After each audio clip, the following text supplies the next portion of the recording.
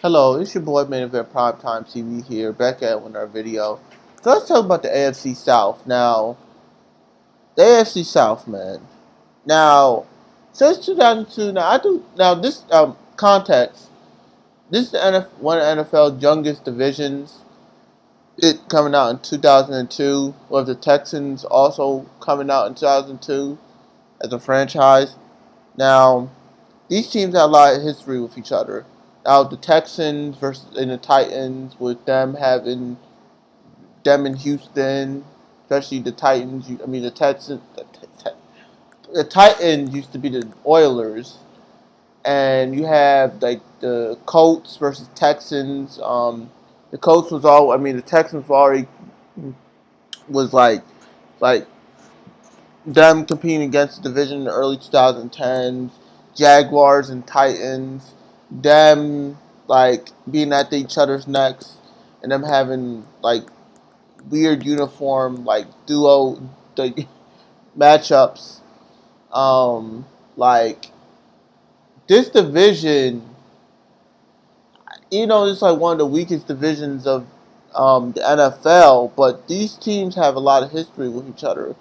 Like, like you have legends like Peyton Manning. You have legends like Chris Johnson, prayers up.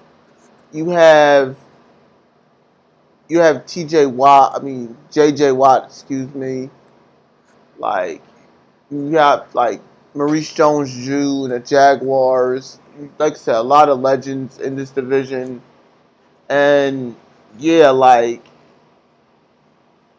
there is a lot of history between these teams, and yeah, and recently you have the Texans dominate this division with the Jaguars recently winning it, and it's just like a lot of these teams.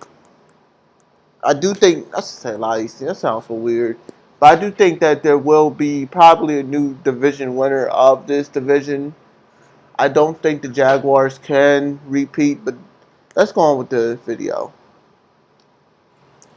All right, so training camp is going to be here before we know it. And what do we need to know about the AFC South? The Jags are going to try to run it back as the division winners, but the Texans are saying, hold up, we're the odds-on favorites to win the AFC South, according to our friends in Vegas. Can the Colts get back to that AFC one-seed status with Danny Dimes coming off an injury, though? Well, it's a lot of new for the Titans. How big of a jump lies ahead in the Robert Saleh era? All right, let's welcome back the fellas. That Titans logo look too damn similar to the Captain America logo, but that's not neither here nor there. Reach and Emery Hunt. We are starting with the reigning division champs, the Jacksonville Jaguars. The biggest headline that I've seen coming out is that Travis Hunter is reportedly running over 20 miles per hour. He's expected to be a full go from camp. Biggest headline recently, I should say. But Breach, what questions do you got for my Jags? Well, I'm glad you brought up the name Travis because that kind of relates to my biggest question. But it's about Travis Achan, the running back who left for New Orleans. Can the Jags' rushing attack survive the loss of Achan? You look at what he did last season, there were only 11 running backs in the NFL who rushed for more than 1,100 yards. He was one of them. I don't know none of those names. To be honest, like I might sound like casual, but I don't know none of those names. Like I haven't watched much Jaguars games except for like that. Well, except for that Chiefs game and except for that playoff game. But like it's just like I don't know none of those players. I think one of those players might have been recently drafted. I don't know, but like it should say like it should be an R right next to it. So I don't know if there is rookies, but like someone correct me on the comments. But like it's just like said comics comments. But yeah, it's just like I don't know these players. To be honest, like, And one and I'm not throwing shade to them. It's just like I really don't. about Sorry. Jacksonville is that offense functioned a lot better when they were able to run the ball. Last season, during the regular season, they went 9-1 when they rushed for over 100 yards. It takes pressure off of Trevor Lawrence and opens things up on offense. And we're looking at Jags running back options right there. Bayshall too. Look, I know they know he has a lot of potential, but he only rushed for just over 300 yards last season. So what's going to happen when you put him in there? You ask him to be your bell cow. We don't know how he's going to handle that. Then you have Chris Rodriguez, who's been kind of injury prone in his career. And they just signed Amir Abdullah, who's the oldest guy on the roster. So he doesn't feel like someone who's going to get a lot of carries, but he brings that veteran leadership to the running back room. But whoever ends up kind of stepping in there, they need to play well because Jacksonville needs their rushing attack going if that offense is going to work. This is like Forlorn Fire type problem for me when you look at Jacksonville because you lose a guy in A-Chain. And the biggest reason why I've been so adamant about losing A-Chain for Jacksonville is because he was a significant threat in the backfield. And when you have a guy who's a true threat in the backfield, it changes how you play defense. It changes everything you do in terms of game planning. Now you have backs that are good backs, but they're not that same threat. They don't have that ability to really hit the home run from anywhere on the field. You lose that in the Travis A-Chain going to New Orleans. Yeah, you have some good pieces. I would even throw up that on that board, that running back list. Can I say this about Travis Etienne? I really thought his name was Etienne. To be honest, I thought that's how you pronounce it, but it's Etienne, like Devon Etienne on in the Dolphins, but it's spelled differently. Undrafted free agent Jamari Taylor. I caught a lot of his games at North Carolina Central. He transferred to Virginia and did a great job there last season. So he's also in the mix. You don't have a guy that defense are fearful of. Having debilitating student loan debt can take a toll on someone's life. There was the threats of You can have a problem in terms of running. Guys, this is all bulletin board material for facial tune in, so tune in to the moon. That's what I'm predicting. Let's go to the Texans. You guys are both on the same page as pertains to the Jags and the run game. The problem with the Texans is C.J. Stroud playoff struggles. C.J. Stroud had a really good rookie season when he came in the league. Man, he went guns a blazing. He did past a couple records. I think he had a record him surpassing Joe Montana or whatever. NFL legend or NFL Hall of Famer, the OG greatest of all time, by the way, too. Pre Tom Brady, like that's really good to have your name next to Joe Montana, by the way. And now with now CJ Stroud is coming on his third year, and now he looks like he looks like he just he looks different now too. Dude look like a dang dog, dogs with big flappy ears, and now he looks like a damn dude that's gonna say, "I know Black Poppy, I'm Dominican." He could be like a dang outfielder for a baseball team now. That's how much he's changed and shit. But yeah, with the Texans, man, I think with the Texans, they always been carried with defense. You had T.J. Watt, you have Brian Cushing. I think they had Vince Wilfork for 1 year or two. And now they have Derek Stingley, and now they have the Bronny James look like Will Anderson. I think they have somebody else too. Oh yeah, I think they have Danielle Hunter too. And I do think for the Texans, this will be a defensive team. This team is a really good defensive team. They were last year too. Like, and what I'm trying to say by that is you don't need. I mean, CJ Stroud do need to have a good season, but I don't think he's gonna be that main character that they need. I mean, he should be the main character, but that defense has got to have to be that main character, because that's what carries the Texans. It always has carried the Texans, like ever since J.J. Watt came into the league. The Texans, every time the Texans have their best years, they got to have a good defense. It's just that's just no ifs, ands, and buts. They had D'Amico Ryans too. They had a lot of great players in defense, and it's just the problem with the Texans is they always have a mid offense. Except for Andre Johnson, they always had a mid offense. It is, or not just Andre Johnson, Adrian Foster. They have players like that as outliers, but they all. I mean, you had Matt Schaub. He was a good quarterback. I mean, yeah, him, and you had Deshaun Watson minus the off the field issues, but yeah, the Texans has always had a great defense. Oh yeah, I forgot DeAndre Hopkins too. Oh man, that dude was a beast, man. They had a couple. I mean, I think they have still have Joe Mixon. I don't know, but Joe Mixon's past his prime, so like, yeah. But yeah, it's just like the Texans, man. Like CJ Stroud really struggled in that Patriots game. Maybe it was because of the weather. Maybe it was because of other factors. But like he did well in that dang Steelers game, and then like after that, that Patriots game really affected him, and it's just like this is gonna be a dang prove it year for him. Like, can he do more than what his like predecessor, Deshaun Watson, did? If that makes any sense. I have a feeling you guys are going to be on the same page here because it seems like it is always the same question as of late with the Texans, and it is that dang offensive line. Yeah, they always had offensive line. Even when they came in the league, when they had David Carr, they had offensive line issues.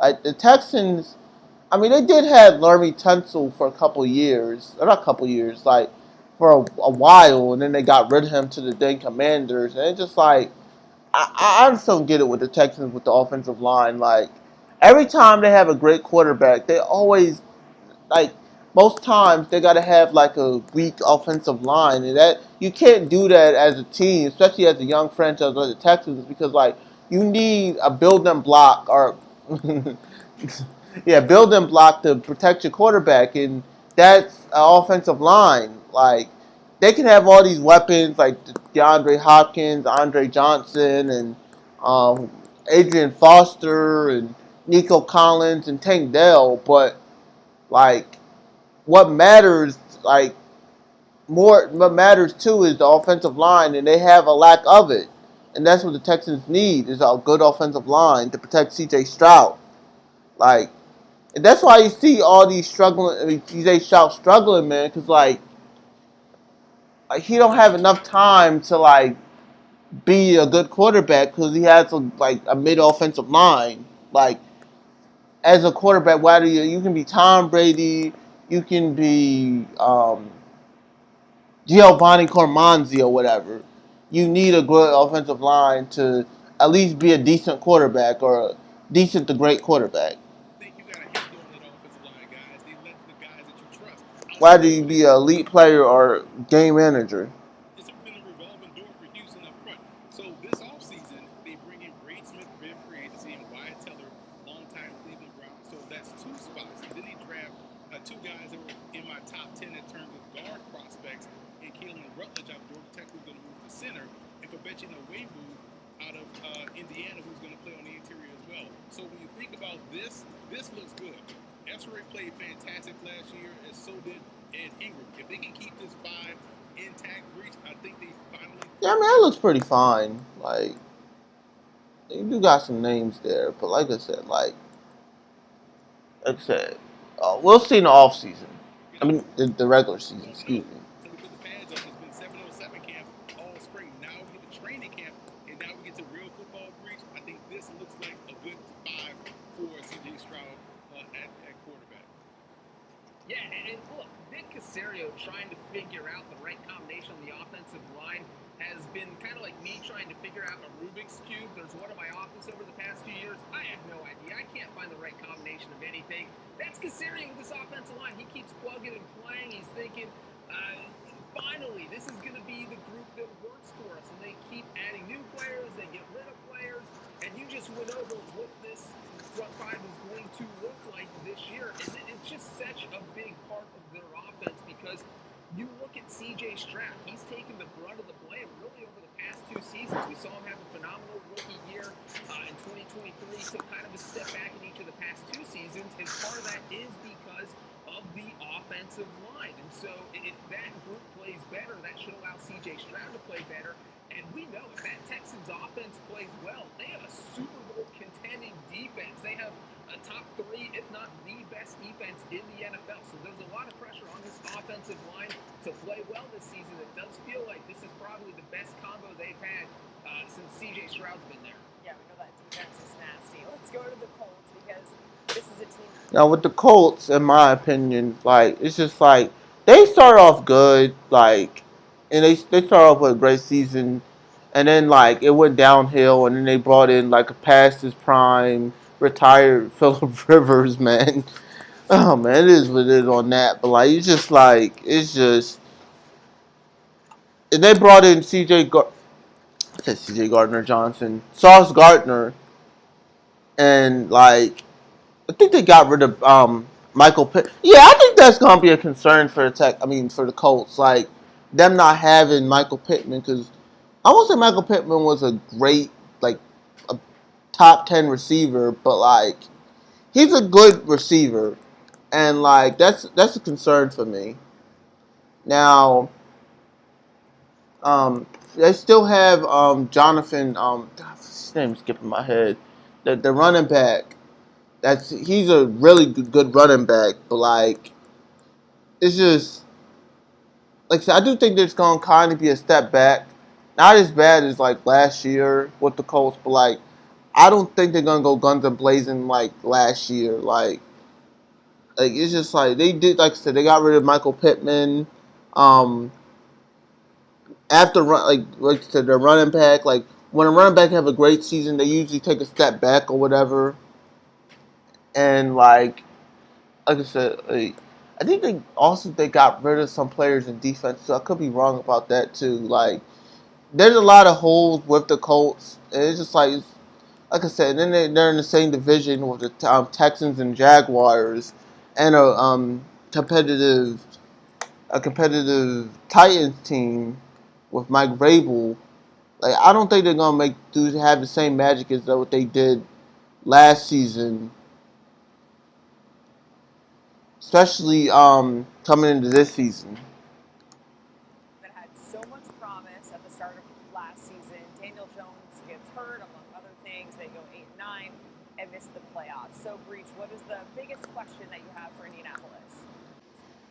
My biggest question is, what are Daniel Jones and Alec Pierce going to look like in training camp? How soon are they going to be available? Are they going to be on the field in week one? And it's just, you have the Colts who committed so much money to these two players. We saw Daniel Jones get that 2-year, $88 million extension. We saw Alec Pierce get that 4-year, $114 million deal. That's a lot of money to commit to two players if you don't even know if they're going to be on the field in week one. I mean, Alec Pierce just had surgery in March. We probably won't see him on the field to start training camp.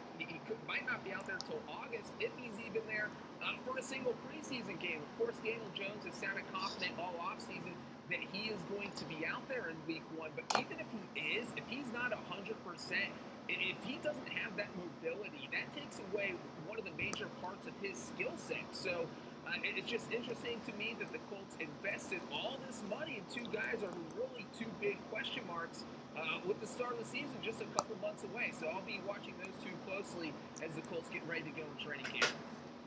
Breach, that's why my biggest question is about the quarterback position, but more along the lines of where is Anthony Richardson in his development? A lot of people have They're done with Anthony Richardson. Like they're done with him. Dude gets injured too much, man. It's just that he's a big quarterback, man.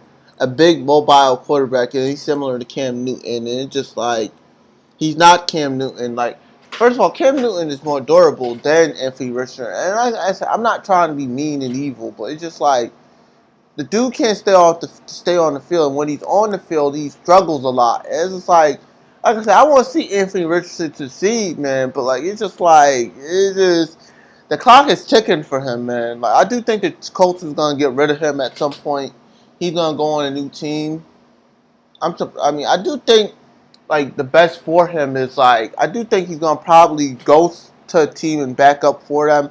I don't know. I think a good team for him to be a backup or whatever is maybe sit and have a couple years. Maybe the Ravens because like you have a similar quarterback in Lamar Jackson, a mobile big quarterback too, and maybe he can sit around Lamar Jackson and learn from Lamar Jackson, or not just the Ravens. Maybe he can sit around Jalen Hurts. I don't know.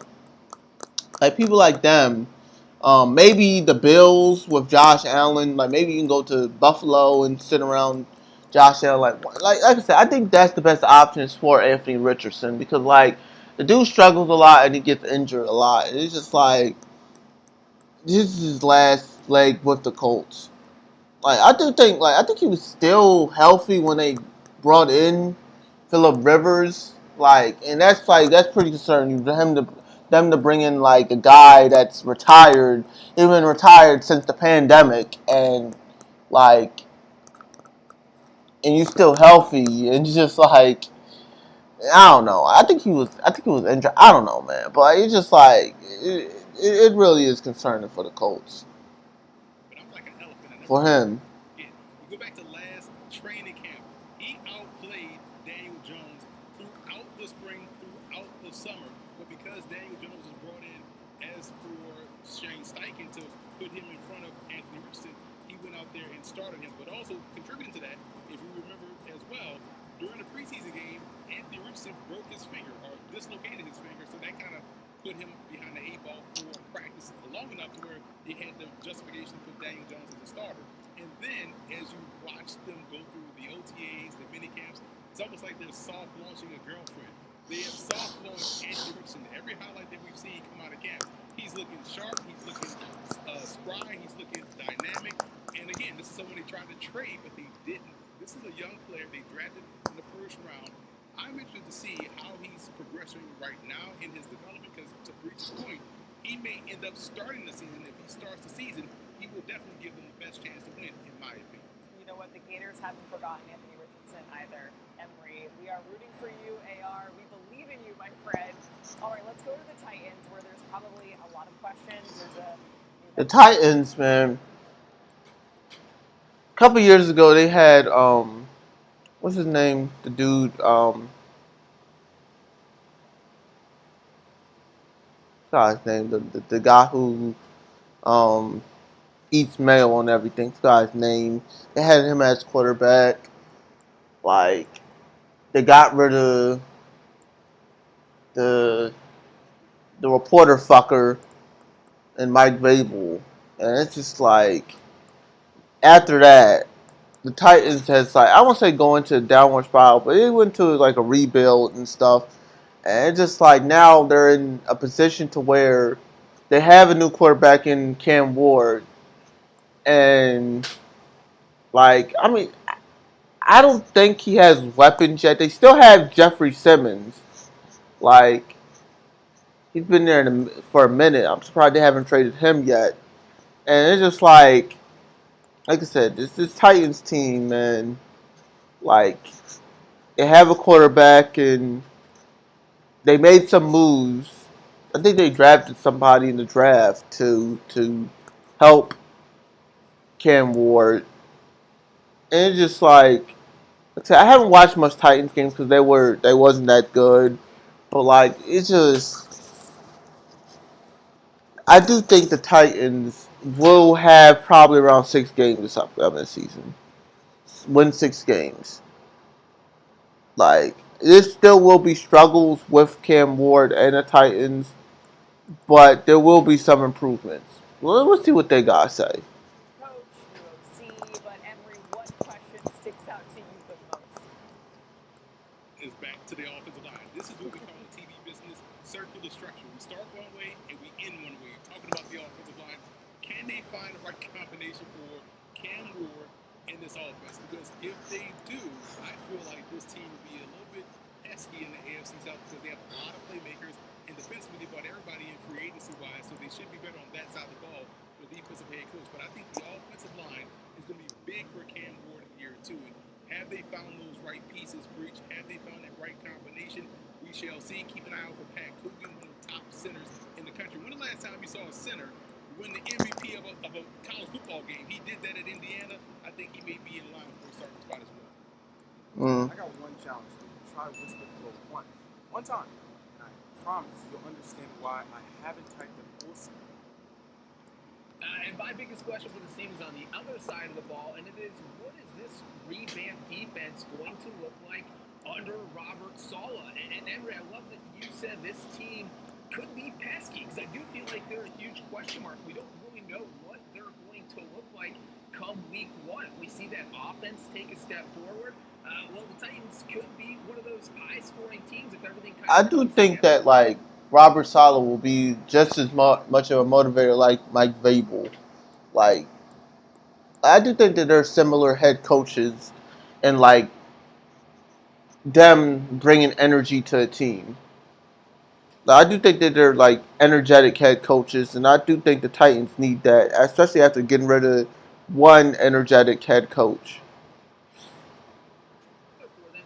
And on the defensive side of the ball, I think Robert Saleh is one of the top defensive coaches in the NFL. If you look at all the players they brought in, he got the band back together. He brought in John Franklin Myers and Jermaine Johnson, who both were with him in New York with the Jets. And then you just took a look at the other side of the bar where they revamped everything with Alontae Taylor, Cordell Flott, Anthony Hill, the second round pick. So these are all guys. Robert Saleh. Like I said, get well soon. Get well soon, Chris Johnson. Guys who fit his system, and sometimes you can only turn over the defense by adding, ALS say, sucks. 2 or 3 new starters. That's not the situation here. The Titans are probably going to have 6 or 7 new defensive starters. This is going to be a totally new look of guys that Robert Saleh handpicked. So I think this defense can take a huge step forward. Maybe knock off your Jags, Jacqueline. All right, whatever. Whether you call me Jacqueline DeVille or Corella Duvall, which is both of you guys giving me Jags nicknames. Thank you for that. We're not going anywhere. We're going to run it back, guys. We appreciate it, Emery and John. Week 1 for the AFC South teams. You can watch all these teams. All 1:00 games, as usual for the AFC South. On CBS, the Browns and the Jags, Titans and the Jets, the Texans and the Bills, and the Ravens and the Colts. But if I had to conclude about the AFC South is, like I said, I do think like they will have a new division winner. It could either be the Texans or the Colts. Like I said, I do think the Jaguars will take a step back, in my opinion. Like they do, like I said, they said that they don't have Devon. I mean, not Devon. They don't have A-Chain no more, and it's just like that will affect them. Like Trevor Lawrence is like, oh, he have his hot streaks, and then he has his like streaks where it's like, man, like is he the guy or is he not? And it's just like it depends on what Jags team we gonna see. And with the Texans and the Colts, it depends on what those teams or what we're gonna see with those teams. Like either we're gonna get like a struggling CJ Stroud or CJ Stroud that's gonna like be right on and he's gonna be a good young quarterback. And inside the Colts, we don't know what their QB situation is. Hope we don't have to bring a freaking 50-year-old Phillip Rivers again. But hey, and the Titans, they're in a rebuild, so you don't gotta really worry about them. And yeah, that's the AFC South. This your boy Main Event Prime Time. I'm out. Peace.